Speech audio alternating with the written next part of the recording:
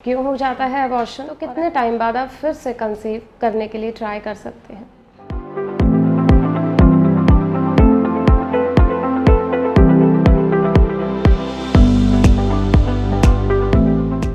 Hello everyone, welcome. आज हम बात करेंगे अबॉर्शंस के बारे में। क्यों हो जाता है अबॉर्शन और अगर हो गया है तो कितने टाइम बाद आप फिर से कंसीव करने के लिए ट्राई कर सकते हैं।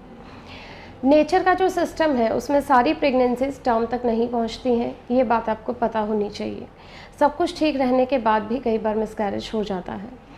यूजुअली ये मिसकैरेज फर्स्ट ट्राइमेस्टर में ही होता है, यानी 3 महीने पूरे होने से पहले। बहुत कम बार ऐसा होता है कि 3 महीने पूरे होने के बाद भी मिसकैरेज हो जाता है, जिसका इंसिडेंस बहुत कम है। शुरुआती दिनों में कई बार प्रेगनेंसी जो है नेचर की तरफ से रिजेक्ट कर दी जाती है।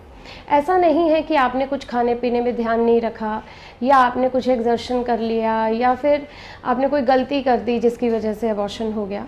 नेचर ने ऐसा ही सिस्टम बनाया है कि सारी प्रेगनेंसीज टर्म तक नहीं जाती हैं।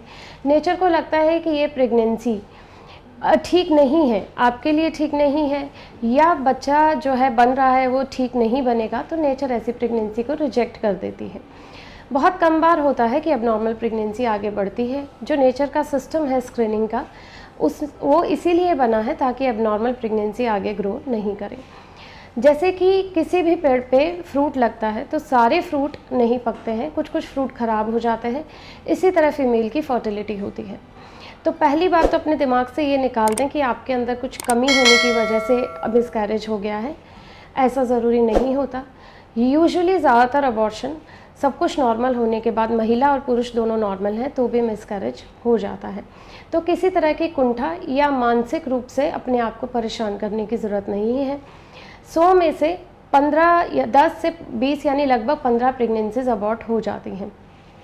और अगर ये बिल्कुल शुरुआती दिनों में हुआ है, जैसे लगभग 1.5 महीने की प्रेगनेंसी में हो गया है और आपका ये पहला प्रेगनेंसी है, तो आपको चिंतित होने की बिल्कुल ज़रूरत नहीं है। आप दूसरा प्रेगनेंसी आराम से 2-3 महीने बाद प्लान कर सकती हैं। यूजुअली 3 महीने का हम इंटरवल देने के लिए कहते हैं। इस बीच में आप अपने कुछ टेस्ट करा सकते हैं, जैसे कि आपका थायराइड है, शुगर है, हीमोग्लोबिन है, ब्लड ग्रुप है।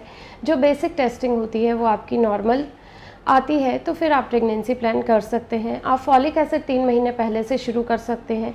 अगर एनवायरनमेंट में कुछ ऐसे फैक्टर्स हैं, कुछ टॉक्सिन्स हैं, तो वो भी आपको बॉडी को रिकवर होने के लिए 3 महीने का टाइम सफिशेंट रहता है। अपना विटामिन डी, B12 ये लेवल भी चेक करा सकते हैं। इस बीच में अगर वो कम आता है तो अकॉर्डिंगली आप B12 और विटामिन डी का हेल्थ सप्लीमेंट्स ले सकते हैं, मल्टीविटामिन ले सकते हैं। डॉक्टर से जाके आप प्री कंसेप्शनल काउंसलिंग के लिए मिल सकते हैं। एक नॉर्मल अल्ट्रासाउंड करा सकते हैं ये देखने के लिए कि बच्चेदानी अंडेदानी पूरी तरह से ठीक है या नहीं। और इसके अलावा जो दूसरा क्वेश्चन लोग पूछते हैं बेड रेस्ट के बारे में, कि अबॉर्शन के बाद कितने दिन बेड रेस्ट करना है। हमारी तरफ से अबॉर्शन के बाद कोई ज़्यादा बेड रेस्ट करना मैंडेटरी नहीं है, बल्कि जितना पेशेंट घर में रहेगी और बेड पे रहेगी उतना वो इस बारे में सोचती रहेगी और मानसिक रूप से परेशान रहेगी। अगर आपका सक्शन इवैक्यूएशन या DNE करके प्रोसीजर हुआ है, ये प्रोसीजर मात्र 5 से 15 मिनट के बीच में हो जाता है और इसमें शॉर्ट एनेस्थीसिया लगता है। सेम डे आपको रेस्ट करने के लिए कहा जाता है। नेक्स्ट डे से जब भी आपकी बॉडी और मानसिक रूप से आपको कंफर्टेबल लगे, 1 दिन, 2 दिन, 1 वीक, जब भी आप कंफर्टेबल हो आप अपना काम कर सकती हैं। अगर आप ऑफिस जाना चाहें तो आप ऑफिस जा सकती हैं। अगर आपको लगता है कि आपको वीकनेस है या आप मेंटली रूप से नहीं रिकवर कर पा रही हैं तो आप रेस्ट भी कर सकती हैं। इसके अलावा जो तीसरी चीज़ लोग पूछते हैं वो होती है कि सेक्सुअली एक्टिव होना कब स्टार्ट कर सकते हैं। ये भी इंटायरली ऐसा आपके ऊपर ही डिपेंड करता है। जब आपको ब्लीडिंग बंद हो जाए, जब आप मेंटली रूप से और फिज़िकल रूप से तैयार हों सेक्सुअली एक्टिव होने के लिए, तब आप अपने हस्बैंड के साथ कॉन्टैक्ट में रह सकते हैं। मिसकैरेज में फ़िज़िकल वीकनेस से ज़्यादा जो मानसिक रूप से परेशान होते हैं लोग, वो मानसिक परेशानी ज़्यादा परेशान करती है। फिज़िकली आपकी बॉडी जल्दी ही रिकवर हो जाती है अबॉर्शन के लिए, लेकिन मानसिक रूप से जो आप सोचते रहते हैं कि ये क्यों हो गया, कैसे हो गया, मेरे अंदर कोई कमी है, या हस्बैंड सोचता है मेरे अंदर कुछ कमी है, या हमने ऐसा क्या किया, या हमारे साथ ही क्यों ऐसा हुआ, ये चीज़ें ज़्यादा परेशान करती हैं, जो कि आपको बिल्कुल भी नहीं सोचना है। ये नेचर का बनाया हुआ नॉर्मल प्रोसेस है। बहुत सारे लोगों को इस प्रोसेस से निकलना पड़ता है, अबॉर्शन के प्रोसेस से। जैसा कि मैंने बोला, अगर एज यंग है और ये अगर पहली बार हुआ है तो आपको बिल्कुल भी चिंता लेने की ज़रूरत नहीं है, खासकर अगर ये 1.5-2 महीने के अंदर ही हो गया है। तो अगर ये अबॉर्शन बार बार होता है तो हमें कपल को थॉरोली इन्वेस्टिगेट करना होता है।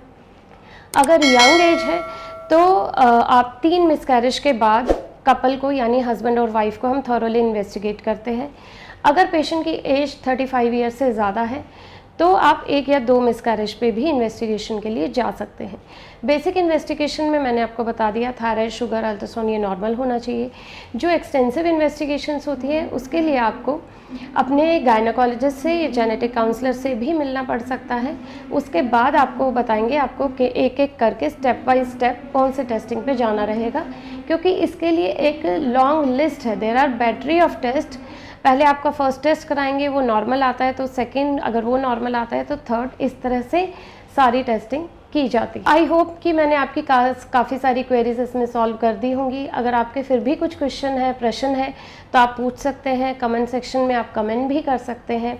और जैसा कि मैंने टॉपिक के शुरू में कहा कि 3 महीने बाद आप दोबारा प्लान भी कर सकते हैं, लेकिन अगर आपको प्रेगनेंसी 3 महीने पूरे होने से पहले आ गई है तो ऐसा कुछ नहीं है कि आप टेंशन में आए कि हमें पहले आ गई, हमारी बॉडी रेडी नहीं है। अगर वो प्रेगनेंसी हेल्दी है और 3 महीने आपके पिछले मिसकैरेज को नहीं हुए, उससे पहले ही आ गई है, तो भी आप बेझिझक निश्चिंत होकर वो प्रेगनेंसी कैरी ऑन कर सकते हैं।